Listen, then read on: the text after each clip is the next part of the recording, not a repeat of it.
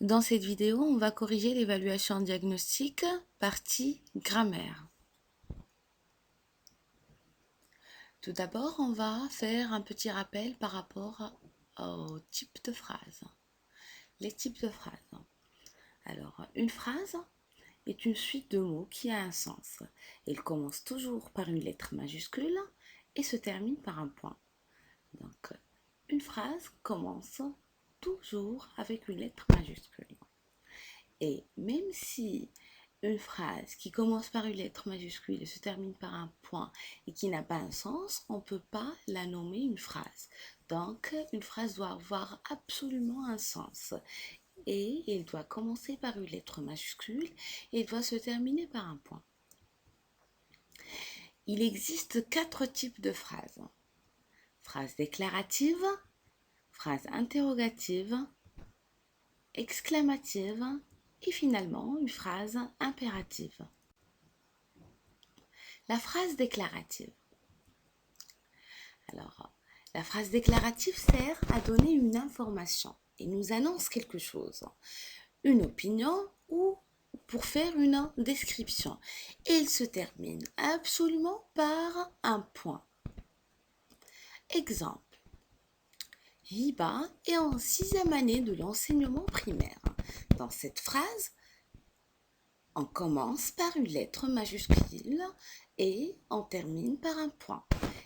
Et cette phrase exprime ou bien il nous donne une information, il nous annonce une information. Automatiquement, cette phrase est déclarative. Regardons un autre exemple. La maman prépare le repas. Alors, cette phrase nous annonce que la maman, elle prépare le repas. Il nous donne une information que la maman prépare le repas. Elle commence par une lettre majuscule et se termine par un point. Donc, du moment qu'il se termine par un point et il nous annonce une information, on dit que cette phrase est une phrase déclarative. Dernier exemple, en ce moment, je révise mes leçons. Alors, il se termine par un point, il nous donne une information, la phrase est déclarative. Passons maintenant au deuxième type de phrase, la phrase interrogative. Alors, la phrase interrogative sert à poser une question, une demande, on demande quelque chose. Elle se termine absolument par un point d'interrogation. Exemple, avez-vous des tartes au chocolat? Regardez, on commence par une lettre majuscule et elle se termine par un point d'interrogation. Toute phrase qui commence par une lettre majuscule et se termine par un point d'interrogation, c'est une phrase interrogative. Deuxième exemple, est-ce que tu as vu ce film? Toujours, elle commence par une lettre majuscule et se termine par un point d'interrogation. C'est une phrase interrogative. Passons à la phrase exclamative. Alors, la phrase exclamative exprime l'étonnement, c'est-à-dire quand on est étonné, surpris, la joie ou bien la colère. Elle se termine par un point d'exclamation. Exemple. Comme elle est belle. Regardez, elle se termine par un point d'exclamation. Donc, elle est exclamative. Cette maison est grande. Regardez, on est étonné que la maison, elle est très grande. D'accord? Et regardez bien que cette phrase se termine par un point d'exclamation et elle exprime l'étonnement. Donc, quand on a ces deux conditions-là, on connaît que la phrase est exclamative. La phrase impérative. Elle exprime un ordre et se termine soit par un point, soit par un point d'exclamation. Donc, pour distinguer la phrase impérative de la phrase exclamative ou bien la phrase déclarative, on doit savoir qu'est-ce qu'elle exprime. D'accord? Exemple. la porte. Donc, regardez, cette phrase exprime un ordre.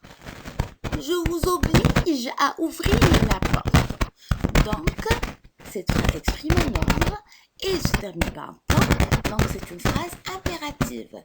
Cette phrase-là, on peut la nommer aussi injonctive. D'accord? Donc, on peut dire que cette phrase est impérative ou bien injonctive.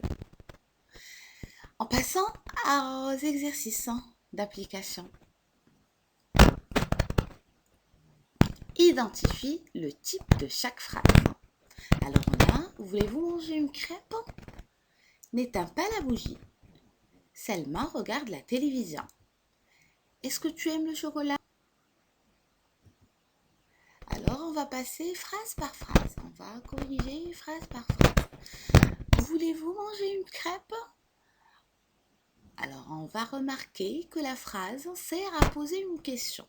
Donc toujours, on cherche cette phrase sert à quoi? Sert à poser une question. Très bien.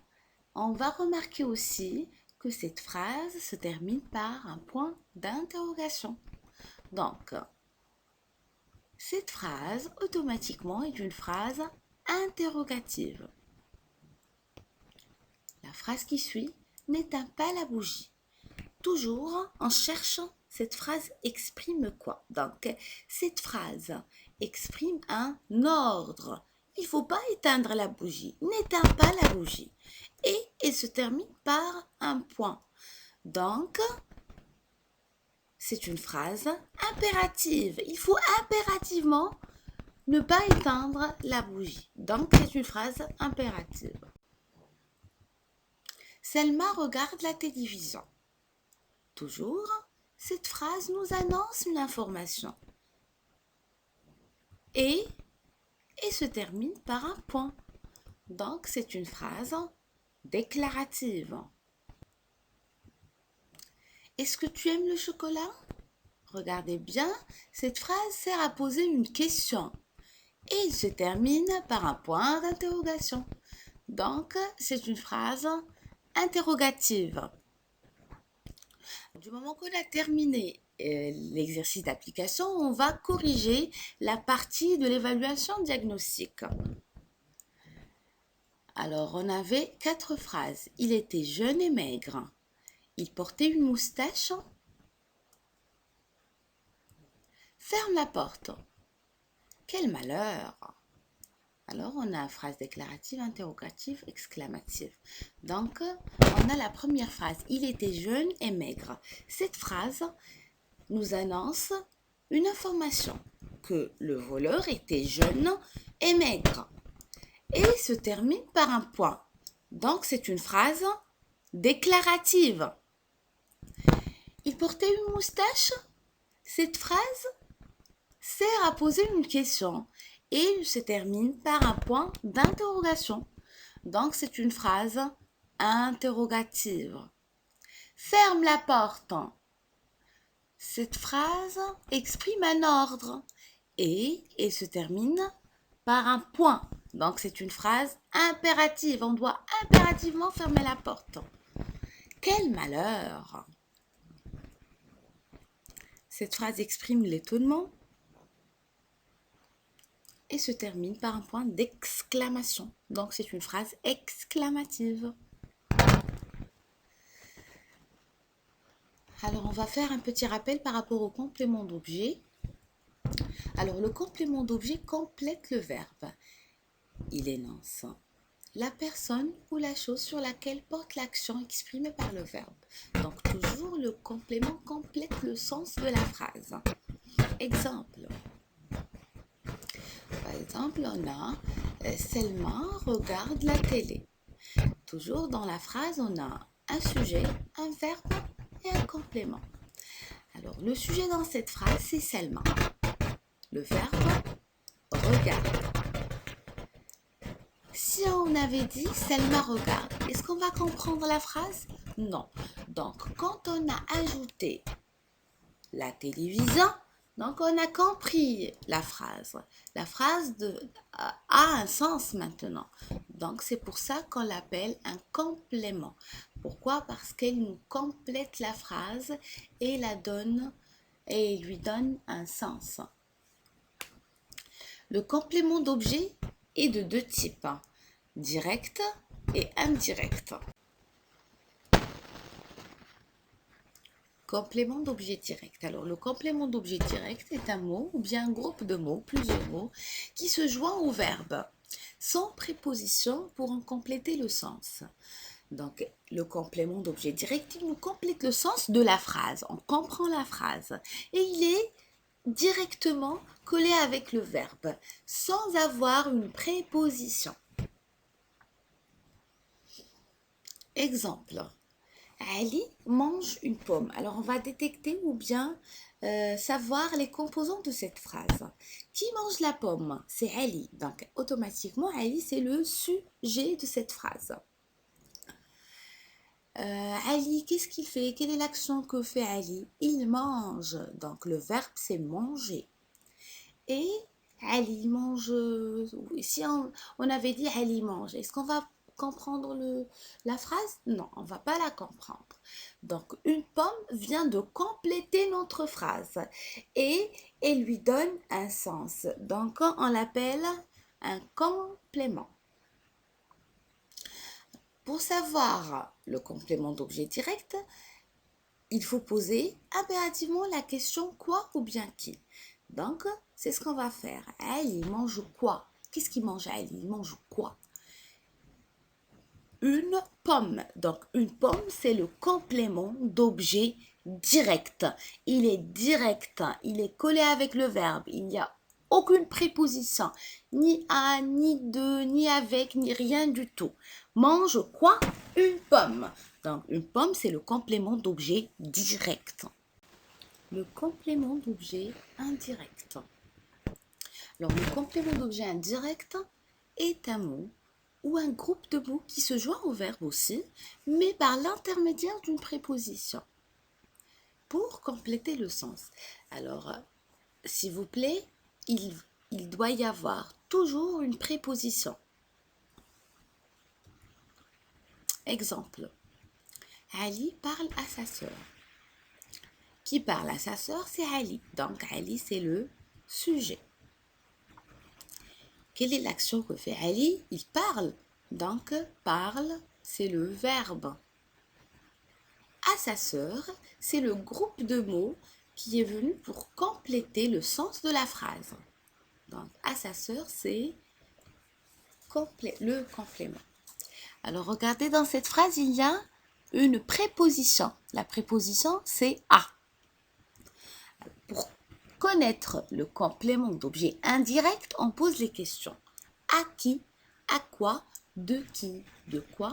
Et selon le sens du verbe, pour qui, pourquoi, contre qui, contre quoi, etc. Donc, il doit y avoir toujours la préposition à, ou bien de, ou bien avec, ou bien contre, ou bien pour, etc. Donc, toujours la préposition doit y avoir. Ali parle à qui? Pour savoir le complément d'objet indirect, dans cette phrase, il parle à sa sœur. Donc, à sa sœur, c'est le complément d'objet indirect qui est venu par l'intermédiaire d'une préposition qui est à, avec accent. Exercice. Dans l'exercice suivant, il faut relever le complément d'objet direct ou bien indirect. Et ça me dit une histoire. J'offre des fleurs à maman. Maman a raconté une histoire à ma petite sœur. Hier, j'ai vu un film. La première phrase, Essam lit une histoire. Qui lit l'histoire? C'est Essam. Donc, Essam, c'est le sujet. Le verbe, c'est lit. Une histoire, c'est le complément. Donc, pour cette phrase, on n'a pas une préposition. Donc, la question qu'on va poser, c'est Essam lit quoi? Toujours le sujet et le verbe. Et par la suite, la question. Essam lit quoi? Une histoire. Donc, l'histoire, c'est le complément d'objet direct. Pourquoi? Parce que cette phrase nous a répondu à la question quoi? Deuxième phrase, j'offre des fleurs à maman. Où est le sujet? C'est je. Le verbe offre, c'est le verbe offrir. Très bien. Donc, quelle est la première question que je vais poser? J'offre quoi? Des fleurs. Automatiquement, c'est le complément d'objet direct. Très bien. Mais j'offre des fleurs à qui? À maman. Donc, regardez, on a une préposition. Et cette phrase nous a répondu à la question à qui? Donc, à maman, c'est le complément d'objet indirect. La phrase qui suit, maman a raconté une histoire à ma petite sœur. Donc, où est le sujet dans cette phrase? Qui a raconté une histoire à ma sœur? C'est maman. Donc, maman, c'est le sujet. Le verbe dans cette phrase, c'est a raconté, le verbe raconter. Donc, maman a raconté quoi? Elle a raconté une histoire. Donc, le complément d'objet direct dans cette phrase, c'est une histoire. Maman a raconté une histoire à qui? À ma petite sœur. Donc, à ma petite sœur, c'est le complément d'objet indirect. Dernière phrase, hier j'ai vu un film. Alors, où est le sujet? C'est je.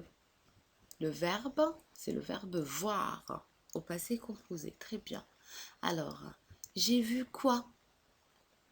Un film. Donc, un film, c'est le complément d'objet direct.